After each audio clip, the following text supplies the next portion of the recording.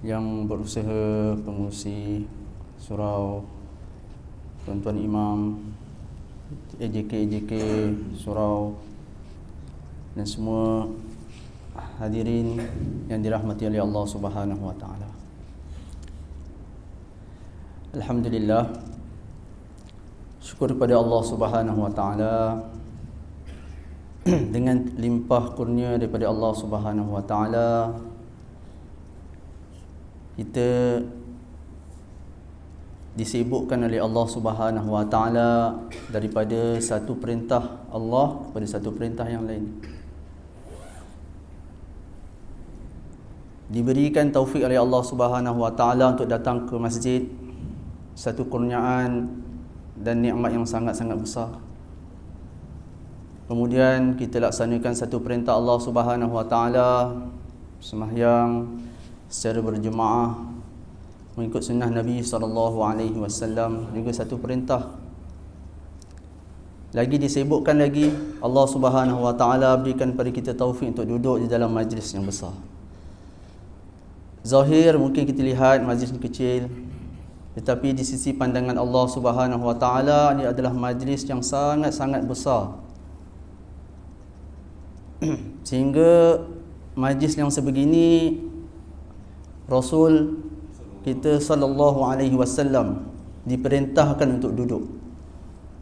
Duduklah bersama, bersabarkan diri kamu duduk bersama mereka yang mengingati aku di waktu pagi dan waktu petang. Wasbir nafsaka ma'al ladina yad'una rabbahum bil ghadati wal 'ashi. Nabi sallallahu alaihi wasallam sendiri diperintahkan untuk duduk. Ini satu majlis yang mana besar di sisi Allah Subhanahu wa taala, sehingga ada malaikat yang mana diciptakan khusus untuk mencari-cari majlis-majlis zikrullah, majlis yang membesarkan Allah, majlis yang mengingati Allah Subhanahu wa taala. As-sayyar kan, dia berkeliaran mencari majlis-majlis yang seumpama ini. Sekiranya salah satu daripada mereka menjumpai majlis ini, mereka akan iklankan kepada rakan-rakan mereka, halumma ila hajatikum, mai sini, mari sini kita duduk, aku jumpa ni majlis yang kamu semua cari. Maka mereka akan duduk sehingga bertindan-tindan sehingga sampai ke langit. Dan untuk majlis ini Allah Subhanahu wa taala ciptakan satu malaikat yang khusus. Langit dan bumi, apa di antara langit dan bumi ialah Rabb kepada langit dan bumi. Dan kamu rasa kamu memiliki matahari? Kamu memiliki ini semua? Apa yang kamu nampak depan mata kamu ini semua kamu milik? Fabuhital ladzi kafar. Orang yang kufur dengan kehebatan Allah, keagungan Allah, kekuasaan Allah, dia akan terkejut. Dia akan terkejut dengan kebodohan. Dia akan sedar dengan kebodohan. Semua ialah milik Allah Subhanahu wa taala. Dakwah seluruh nabi-nabi adalah untuk bawa betulkan penggantungan makhluk, penggantungan kita kepada Allah, kepada Khalik. Betulkan penggantungan kita kepada Allah. Orang beriman ini tuntutan iman ialah yakin dengan perkara yang kita tak nampak. Alladzina yu'minuna bil ghaib. Bukan tanda kesempurnaan iman bila dah nampak. Musyahadah, benda dah nampak, itu bukan tanda iman sempurna. Bani Israel dinampak kebesaran Allah, kudrat Allah, bantuan Allah Ta'ala yang Allah Ta'ala turunkan kepada Nabi Musa AS. Bila Allah uji mereka, goyah iman mereka. Bila Allah uji mereka, goyah iman mereka. Bila di hadapan di lautan, di belakang tentera Fir'aun, 1 juta tentera Fir'aun, mereka tak nampak jalan keselamatan. Apa yang keluar daripada mulut mereka, inna lamudrakun, habislah kita, wahai Musa, habis. Pergantungan dia tak betulkan pergantungan daripada Allah Subhanahu. Ni orang yang mana beriman dengan perkara yang nampak, musyahadah. Tuntutan iman ialah beriman dengan perkara yang ghaib, yang kita tak nampak. Tuntutan iman ialah beriman dengan perkara yang ghaib. Bila Nabi Ibrahim AS minta pada Allah, qala rabbi arini, wa in qala Ibrahim rabbi arini kaifa tuhyil mauta. Ya Allah, tunjukkan pada aku bagaimana Engkau menghidupkan sesuatu yang telah mati. Bagaimana? Allah Ta'ala tanya, qala awalam tu'min, adakah kau tak beriman? Kerana tuntutan iman ni bukan melihat, dapat melihat. Nabi Ibrahim AS tak lihat. Macam mana ya Allah? Iman yang sebenar adalah iman dengan perkara perkhabaran Nabi SAW, perkhabaran daripada Allah Subhanahu Wa Taala, tanpa kita melihat musyahadah. Beriman dengan perkara yang ghaib, tak nampak. Beriman dengan la ilaha illallah, Allah, dia tak nampak. Bani Israel dah nampak kebesaran Allah, nampak kudrat Allah. Mereka masih minta pada Nabi Musa, wahai Musa, bawalah kepada kami ni Tuhan, di mana mereka ada Tuhan. Mereka nak nampak Tuhan. Kama lahum alihah, macam mana mereka ada Tuhan. Orang-orang kafir mereka ada Tuhan, ada yang Tuhan yang boleh nampak. Bawalah kami Tuhan macam tu. Nak nampak musyahadah. Tuntutan iman inilah yang tak nampak.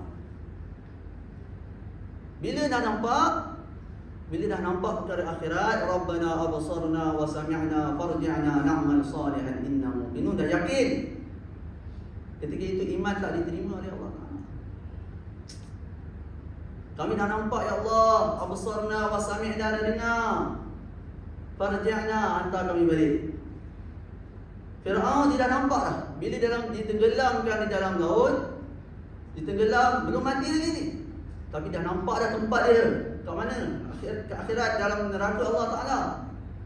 Dia keluar daripada lidah dia kalimah iman. Amantu annahu la ilaha illa alladhi amanas bihi banu Israel. Aku beriman dengan Tuhan yang mana beriman kepadanya Bani Israel. Kalimah iman ni keluar daripada ucapan Fir'aun. Kenapa tak diterima oleh Allah Subhanahu Wa Taala? Jibril AS takut Allah terima iman dia. Jibril ambil tanah, sumbat dalam muka dia. Tapi Allah tak terima kerana dia dah nampak.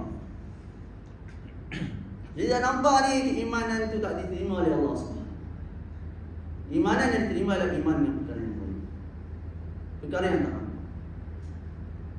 Perkara ni yang diusul oleh Nabi SAW pada seluruh para sahabat Nabi radhiyallahu anhu. Nabi SAW tanya pada Sayyidina Haris, ya Haris, bagaimana kamu beriman? Kaifa asbahta? Asbahtu mu'minan haqqa. Aku beriman dengan iman yang sebenar-benarnya. Maka Nabi SAW bersabda, setiap perkataan itu ada bukti dia. Kebenaran yang percakapan kamu, tunjukkan buktinya. Apa bukti dia? Azaftu nafsi minad dunya ka'anni, dia kata apa, aku mula-mula sekali aku dah tidak ada kehendak, keinginan kepada dunia ini. Bila cahaya iman masuk dalam hati, Nabi SAW beritahu, al-inabatu ila daril khulud at-tajafi an daril ghurur. Pertama sekali bila cahaya iman masuk dalam hati, hati ini akan cenderung kepada akhirat. Sebaliknya, kepada dunia ni dia akan berpaling. Dia akan nampak hakikat sebenarnya dunia ni, hakikat dunia ni, nilai dunia ni sebenarnya tidak ada nilai. Allah Ta'ala beritahu seperti apa? Mata'un ghurur. Dunia ni tipu daya. Bila cahaya iman masuk dalam hati, cahaya hidayah masuk dalam hati, maka dia akan dapat bezakan. Bezakan ni kehidupan akhirat yang sebenarnya yang bernilai. Kehidupan dunia ni tak ada apa-apa sementara. Azaftu nafsi minad dunia. Nabi SAW beritahu, kalaulah dunia ni ada nilai di sisi Allah Subhanahu Wa Taala senilai sebelah sayap nyamuk, "Law kanatid dunya ta'dilu indallahi janaha ba'udah ma saqa kafiran syurbata ma." Maka Allah tidak akan bagi kepada orang kafir minum satu teguk air pun Allah tak akan bagi. Kalau ada nilai. Hari ini berapa banyak Allah telah bagi bertahan-tahan air, kerana tidak ada nilai di sisi Allah. Bila cahaya iman masuk dalam hati, dia akan dapat beza kan. Pertama sekali. Sebab apa? Cahaya iman ni al-hidayatu nurun yaqdhifuhu Allah fi qalbi imri'in man syaa'a yumayyizu bihi bainal haqqi wal batil. Cahaya iman masuk dalam hati, bila Allah Taala kehendaki, Allah campakkan dalam hati seorang. Maka dia akan dapat bezakan yang mana hak dan yang mana batil. Apa yang nilai di sisi Allah, apa yang tidak ada nilai di sini. Apa yang buruk dan apa yang baik. Dia akan nampak buruknya, busuknya syirik kepada Allah dan baiknya beriman tauhid kepada Allah. Buruk dan busuknya bid'ah dan baiknya sunnah-sunnah Nabi sallallahu alaihi wasallam. Dia akan nampak buruk dan busuknya perkara-perkara fahsyah, perkara-perkara keji ini, dosa-dosa. Dan dia akan nampak kebaikan dalam perintah Allah, kebaikan dalam solat. Dia akan nampak zulmat, kegelapan dalam kejahilan. Dan dia akan dapat bezakan ini kebaikan yang ada dalam ilmu. Dia akan nampak keburukan zulmat yang ada dalam kelalaian. Dan dia akan dapat tahu kebaikan, manfaat, faedah yang ada dalam zikrullah, hubungan dengan Allah.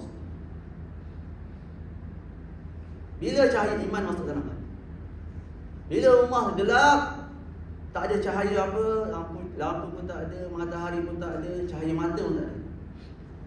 Dia pegang, dia rasa benda tu betul ni tongkat, rupanya ular. Dia tak boleh bezakan. Sebab tu hudan ni, hidayah dan iman ini adalah dua cahaya yang perlu. Kita semua perlu. Seperti mana kita perlu makan, hajat kita, keperluan kita makan, minum, keperluan kita tempat tinggal, pakaian. Iman dan hidayah ini adalah keperluan yang paling penting pada seluruh manusia. Hidayah paling penting. Dalam hadis qudsi Allah Subhanahu wa taala beritahu, Allah sebutkan keperluan-keperluan kita. Setiap kamu bertelanjang, tidak ada pakaian, kullukum 'arin illa man kasautu fastaksuni aksukum. Semua kamu tidak berpakaian, melainkan aku, orang yang aku berikan pakaian, maka minta pakaian dengan aku. Kullukum ja'i'un illa man at'amtuhu fastat'imuni at'amkum. Setiap kamu lapar, melainkan siapa yang aku beri makanan, maka mintalah makanan dengan aku. Allah sebutkan keperluan. Dan Allah sebutkan satu keperluan yang sangat-sangat kita perlu. Kullukum dallun illa man hadaituhu fastahduni ahdikum. Setiap kamu sesat, melainkan orang yang aku bagi petunjuk, aku bagi hidayah. Mintalah hidayah dengan aku. Stahduni ahdikum. Aku akan bagi hidayah. Minta Allah Ta'ala hidayah. Makan, pakaian, cukup minta. Kita usaha juga, pergi kerja kan? Nak makan, minum, cukup meminta saja kan? Tak cukup begitu ke hidayah. Keperluan ini Nabi SAW ajarkan satu cara untuk hasilkan, untuk dapatkan hidayah. Asbab-asbab untuk mendapatkan hidayah daripada Allah Subhanahu wa taala. Bukan hanya dengan doa saja, hari-hari kita doa 17 kali paling kurang dalam sembahyang, ihdinas siratal mustaqim. Tunjukkan kami jalan yang lurus. Cukup? Tak cukup. Melainkan kita kena ikut jalan seperti mana an-nabiyyin, as-siddiqin, wasyuhada, was-salihin. Jalan-jalan mereka ini. Orang yang diberi nikmat. Antara asbab-asbab untuk dapat hidayah daripada Allah adalah rumah Allah Subhanahu wa taala.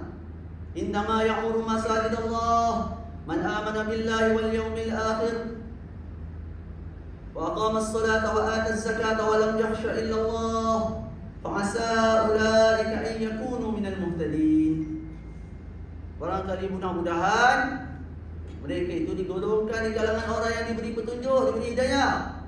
Siapa? Innama ya'muru masajidallah. Rumah Allah Subhanahu. asbab hidayah. Nabi SAW menjadikan Madinatul Munawwarah jantungnya Masjid An-Nabawi. Di situ dihidupkan dengan amal-amal hidayah. Di situ hidupnya muzakarah iman. Di situ wujudnya muzakarah masail. Di situ wujudnya ta'lim, belajar Al-Quran, belajar adab dan sunnah. Di situ wujudnya belajar, mengajar pada orang-orang yang baru masuk Islam. Di situ adanya jemaah-jemaah keluar ke jalan Allah Subhanahu Wa Taala dan ada jemaah yang pulang daripada keluar di jalan Allah Subhanahu. Masjid yang dijadikan oleh Nabi SAW sebagai pusat pada hidayah. Hidupnya Masjid Nabi SAW bukan hanya 5 waktu, tetapi 24 jam. Masjid yang begini yang kita nak hidupkan setiap masjid di seluruh dunia. Memakmurkan masjid-masjid Allah SWT beritahu. Seluruh masjid-masjid. Kerana seluruh masjid-masjid ini adalah cabangan daripada Masjid Nabi SAW. Kedua asbab hidayah ialah yang kedatangan Nabi Rasul. Siapa? Wa ma atakumur rasulu fakhudhuhu wa ma nahakum anhu fantahu. Apa yang Nabi SAW datangkan, maka pegang. Apa yang Nabi larang, maka tinggalkan. Dan Nabi SAW hudan sebagai pemberi hidayah. Asbab apa antara tersebarnya hidayah dan kedatangan Rasul. Dan juga asbab itu hidayah ini adalah Al-Quran, hudan linnas.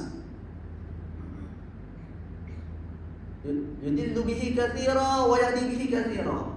Dengan Al-Quran ini banyak yang mendapat kesesatan dengan Al-Quran. Ada juga sebahagian yang mana mendapat kesesatan dengan Al-Quran. Yudillu bihi katsira, banyak. Dan banyak juga yang mana mendapat hidayah. Dengan adanya masjid, ada kedatangan Rasul, dan juga adanya Al-Quran ini asbab pada hasilnya hidayah. Begitu juga tidak ada janji. Dengan Al-Quran ini ada juga orang yang sesat. Bila kefahaman dia pada Al-Quran, dia memahami Al-Quran dengan cara yang salah, dia faham yang salah, disampaikan kesalahan pada umat, yang maka yang akan tersebar adalah kesesatan. Dia sesat dan dia menyesatkan dengan Al-Quran. Bukan semua yang membaca Al-Quran dia akan faham seperti mana yang dikehendaki oleh Rasul, seperti mana kefahaman yang betul. Kerana Allah Subhanahu Wa Taala janji kefahaman daripada Al-Quran, kefahaman ini apabila kita bermujahadah di jalan Allah Subhanahu Wa Taala, seperti mana Nabi sebenarnya Nabi SAW dan sahabat radhiyallahu anhum, kefahaman yang Allah berikan kepada sahabat-sahabat pun berbeza. Banyak mana pengorbanan yang mereka buat bersama Nabi SAW. Yang banyak berkorban bersama Nabi, kefahaman yang Allah berikan kepada mereka lebih. Sayyidina Abu Bakar radhiyallahu anhu dengan Sayyidina Umar, di antara mereka berdua pun kefahaman pun berbeza. Bila wafatnya Rasulullah SAW dengan seluruh sahabat risau, tak boleh terima dengan kewafatan Nabi SAW. Sayyidina Umar kata, siapa yang beritahu Muhammad dah wafat, aku akan pancung. Tapi apa yang difaham oleh Sayyidina Abu Bakar radhiyallahu anhu, wa ma Muhammadun illa rasul qad khalat min qablihi rasul. Muhammad itu hanya seorang rasul. Sebelum ni pun telah berlalu, ramai rasul telah berlalu dan mereka wafat. Manusia biasa akan wafat. Dan Abu Bakar kata, aku seolah-olah ayat ini baru turun. Seolah-olah ayat ini baru turun. Sebab apa? Kefahaman yang Allah Ta'ala berikan kepada Abu Bakar berbeza. Lebih Allah beri faham pada Sayyidina Abu Bakar. Sayyidina Umar kata apa? Satu malam Sayyidina Abu Bakar bersama Rasulullah berhijrah daripada Mekah ke Madinah. Itu yang menyebabkan aku jauh tertinggal daripada Sayyidina Abu Bakar. Aku tak dapat lintas. Satu malam saja. Dikata pada Sayyidina Hafsah radhiyallahu anha. Dalam bermujahadah Sayyidina Abu Bakar radhiyallahu anhu bersama Rasulullah sallallahu alaihi wasallam. Sebanyak mana mujahadah yang kita buat di jalan Allah Subhanahu wa taala, susah payah untuk agama ni, kefahaman yang Allah akan berikan. Hidayah Allah akan berikan kepada kita. Walladzina jahadu fina lanahdiyannahum subulana. Orang yang bermujahadah di jalan kami, lanahdiyannahum, pasti dan pasti. Kalau ustaz saya terjemah, sesungguhnya, pasti dan pasti. Di situ ada takkid, lam takkid, nun takkid. Lanahdiyannahum subulana. Sesungguhnya pasti dan pasti kami beri hidayah kepada mereka. Pasti. Tiga asbab yang sebelum ni kita sebut, kemungkinan dia akan dapat hidayah dan kemungkinan dia tidak dapat hidayah daripada masjid, daripada Al-Quran. Tapi dengan kita keluar dari jalan Allah Subhanahu wa taala, buat pengorbanan di jalan Allah Subhanahu wa taala, Allah Subhanahu wa taala akan berikan, tunjukkan kepada kita jalan-jalan petunjuk dalam tiap-tiap langkah kita, tiap-tiap perbuatan kita, tiap-tiap amalan kita, mendapat petunjuk daripada Allah Subhanahu wa taala. Ini janji Allah Subhanahu. Ini janji Allah Subhanahu. Kerana berkorban di jalan Allah Subhanahu wa taala ini ada tuntutan. Dituntut. Susahkan diri di jalan Allah adalah perkara yang dituntut. Dalam ibadat, kita beribadat kepada Allah, tidak dituntut kita susahkan diri kita. Nabi SAW solat panjang-panjang, turun Al-Quran, Allah Ta'ala tegur, Taha ma anzalna alaika al-Quran litashqa. Bukan Quran ni wahai Muhammad, Quran ni bukan kami turun supaya kamu susah. Allah tak suruh bagi Nabi SAW susah dalam beribadat. Tapi Nabi SAW tunjukkan rasa syukur pada Allah. Solat sampai bengkak-bengkak. Puasa disunatkan kita lewatkan sahur, awalkan berbuka. Kerana apa? Allah Ta'ala tak mahu hamba dia ni membinasakan dirinya dalam ibadat kepada Allah.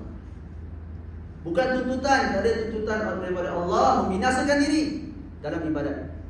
Tapi dalam menegakkan agama, dalam menyebarkan agama Allah Subhanahu wa taala, dalam menegakkan Islam, menegakkan kalimah ini, apa tuntutan dia? Fayaqtuluna wa yuqtalun. Kamu dibunuh ataupun mereka dibunuh oleh kamu. Itu tuntutannya. Innallaha ishtara minal mu'minina anfusahum wa amwalahum bi anna lahumul jannah yuqatiluna fi sabilillahi fayaqtuluna wa yuqtalun. Disusahkan untuk agama Allah Ta'ala ini adalah tuntutan.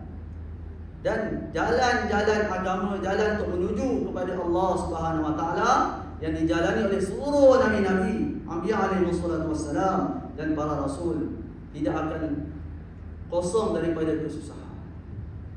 Jalan yang susah inilah jalan Nabi-Nabi, inilah jalan sahabat radhiyallahu. Kita berada di atas jalan ini, kita disusahkan kerana Allah, kerana agama Allah Subhanahu Wa Taala. Kita belajar untuk buat pengorbanan untuk agama Allah. Sebenarnya kita berada di atas jalan Nabi-Nabi, jalan sahabat. Kita belajar. Ulama kita garis pandukan kepada kita supaya kita berlatihkan diri kita untuk susah di jalan Allah Subhanahu Wa Taala, buat pengorbanan. Memang tidak, kita tak minta siapa yang sedia untuk mati jalan Allah. Macam sahabat ditazkir untuk mati, diminta untuk mati jalan Allah. Kalau mereka datang ke masjid, mereka dah siap sedia untuk dihantar oleh Nabi SAW. Sebahagian sini, sekarang kamu pergi ke sana, kamu ketua amir safnya, kamu pergi ke sana, jalankan dakwah di sana. Dan mereka tak balik dah. Mereka pergi dan mereka dah datang ke masjid. Bila tanya kepada orang di rumah, mana simpulan-simpulan, mana ayahnya, mana suaminya, dia pergi ke masjid. Bila balik? Bila pergi masjid, kami tak tahulah bila dia balik. Tapi kalau suami dia pergi ke keperluan, pergi ke pasar, pergi ke ladang-ladang, ada mereka bekerja di ladang. Bila dia tanya, mana suami kamu? Suami saya ada di ladang. Bila dia balik, sekejap lagi dia akan balik. Di mana suami? Sedang berniaga di pasar. Bila dia balik, nanti dia akan balik. Tapi bila sahabat-sahabat Nabi pergi ke masjid, ditanya kepada isteri-isteri mereka, mana suami kamu? Suami kami di masjid. Bila dia balik? Kami tak tahu bila dia akan balik. Kerana sahabat mereka sentiasa bersedia untuk dihantar ke mana-mana, untuk buat pengorbanan terutama. Ini yang Nabi SAW telah sediakan sahabat. Inilah jalan yang mana kita, semua kita kena faham bahawa inilah jalan yang mana kita kena jalankan, yang kita kena buat, usaha yang kita kena buat. Setiap kita ada tanggungjawab agama untuk bawa kalimah ini ke seluruh alam. Setiap kita akan ditanya oleh Allah. Setiap kita akan disoal, wala nas'alanna alladhina ursila ilaihim wala nas'alanna al-mursalin. Setiap kita akan ditanya. Utusan mursalin juga akan ditanya. Mereka yang diutuskan akan ditanya. Setiap kita pasti dan pasti akan ditanya. Tak akan mengganjak kaki anak Adam selagi tak ditanya 5 perkara. Mana masa yang mereka habiskan itu? Di mana harta dia telah gunakan? Di mana kekuatan, kesihatan yang diberikan, ilmu yang dia tahu adakah disampaikan? Perkara ini akan ditanya. Sahabat radhiyallahu anhu mereka telah korbankan harta diri mereka. Inilah jalan yang kita semua kena belajar, lapangkan masa untuk keluar jalan Allah Subhanahu Wa Taala, dan rasa ini adalah perintah Allah Subhanahu Wa Taala. Jadi dakwah ni bukan kerja mana-mana kumpulan, bahkan inilah kerja orang Islam. Ini tugas kita. Orang-orang yang bukan Islam, mereka telah hantar jemaah-jemaah, orang Kristian, mereka dah hantar jemaah-jemaah di pelosok-pelosok. Kita masih tertunggu-tunggu bila kita nak pergi ke sana. Jadi fahamkan diri kita dan tanam azam dalam hati kita untuk keluar di jalan Allah, untuk sebarkan agama, gunakan semua kebolehan yang Allah berikan kepada kita, ikut kemampuan kita. Yang mana kita mampu. Kita niat untuk bawa agama ke hujung-hujung dunia. Semua niat insya-Allah. Insya-Allah. Semoga Allah Subhanahu Wa Taala berikan kefahaman kepada kita, sama-sama kita dapat ambil iktibar dan kita azam, tanam azam dalam diri kita. Allah pilih kita sampai kita mati insya-Allah untuk membantu agama Allah Subhanahu Wa Taala. Insya-Allah. Bismillahirrahmanirrahim. Alhamdulillahirabbil alamin wassalatu wassalamu ala asyrafil anbiya'i wal mursalin wa ala alihi washabbihi ajma'in. Allahumma inna nastaghfiruka wa natubu ilaik.